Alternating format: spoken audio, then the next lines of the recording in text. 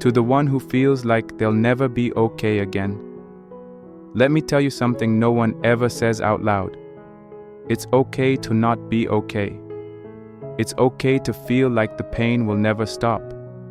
It's okay to break down, to fall apart, to wonder if the sun will ever rise for you again.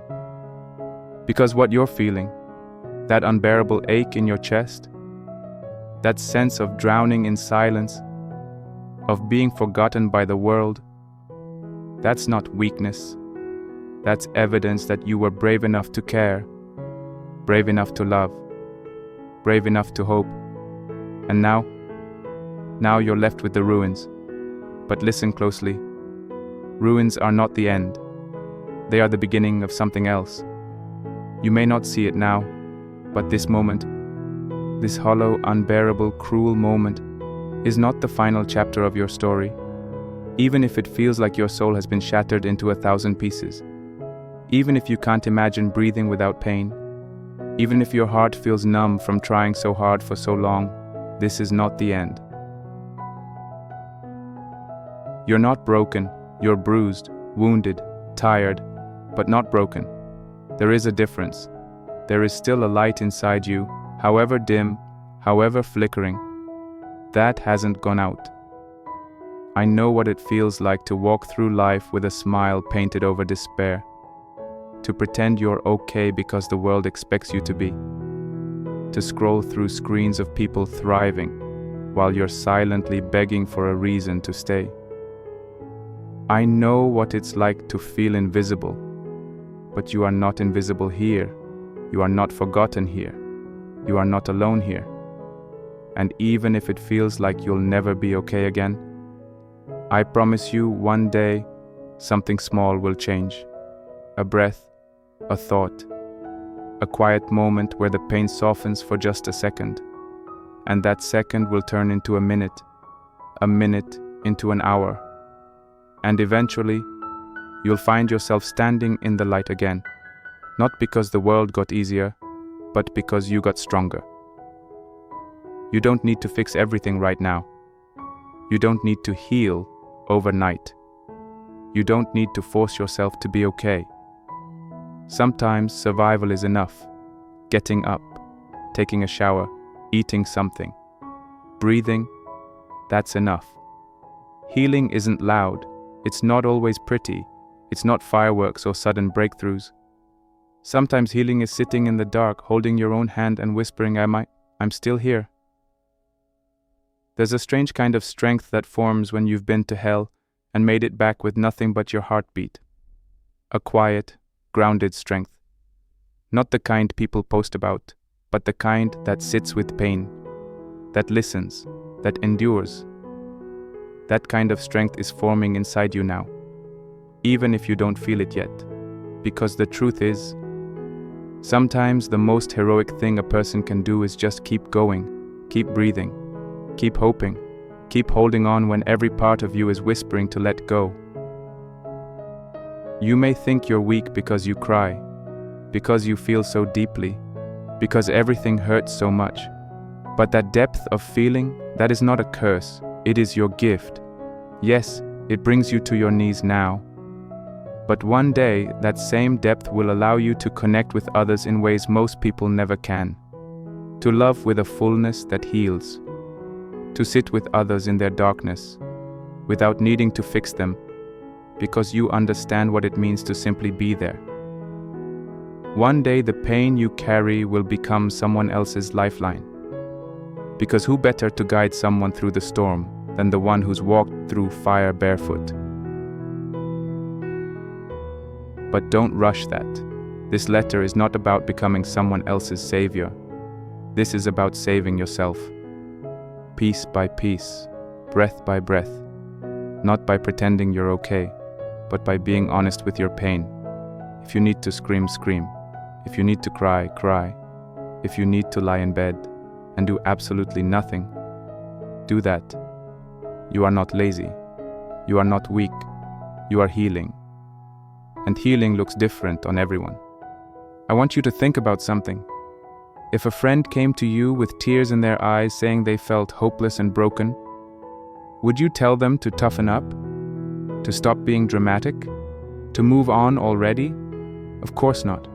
You'd hold them. You'd listen.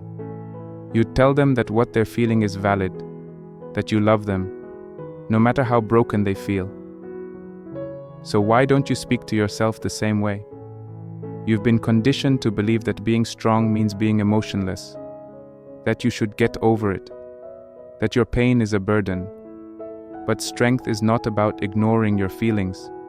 It's about facing them, owning them, and still choosing to show up for yourself every single day.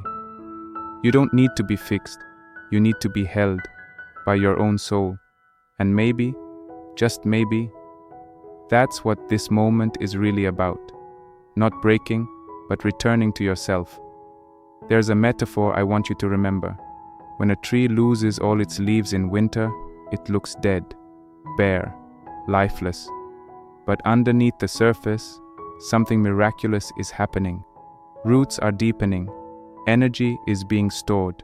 The tree is preparing for its next bloom, even if no one can see it. That's what this season of your life is. Your winter. It doesn't mean you're broken. It means your roots are going deeper. You're building an inner world that will one day support an outer life so strong, no storm can shake it. But growth like that takes time. And it doesn't happen in the light. It happens here, in the dark. Most people want the after, the healed, the happy, the strong. But very few honor the during. The moments where you're not okay, where you don't have answers, where all you have is your breath and the decision to stay. And that decision is everything. You stayed. You're here.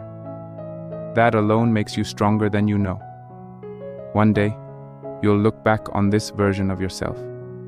The one who cried alone in the dark, who questioned everything, who broke down at 2 a.m. and still got up the next morning.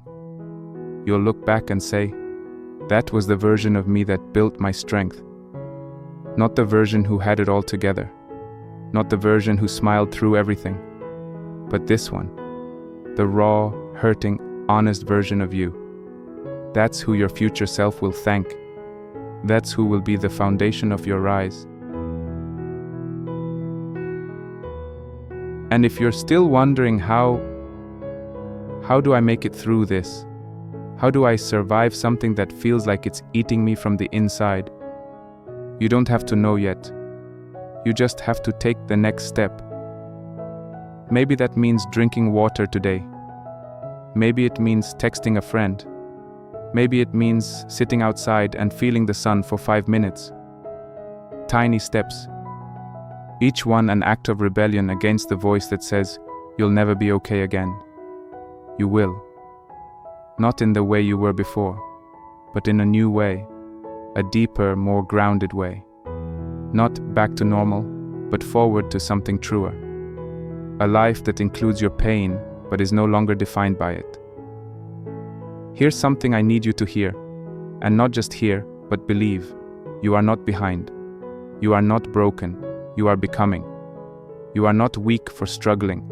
You are human for feeling. You are brave for continuing. This letter isn't a promise that everything will suddenly get better. It's not a quick fix. It's a hand on your shoulder saying, you are not alone, and this is not the end. There is a version of you, just ahead on the path, who feels peace again, who laughs without guilt, who wakes up and doesn't dread the day. They are not a fantasy. They are real. They are waiting. And every breath you take brings you closer. So for now, stay, not for them, not for the world, but for the tiny ember inside you that refuses to go out. That ember is your soul, your purpose, your truth. And I promise you this, even in the dark, your soul remembers how to find the light. So breathe. And when you're ready, rise.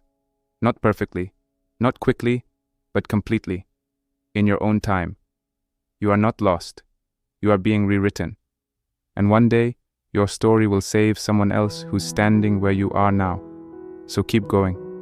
I believe in you. and I'm proud of you for surviving what was meant to destroy you. Your pain is not the end. It is the beginning of who you are meant to become.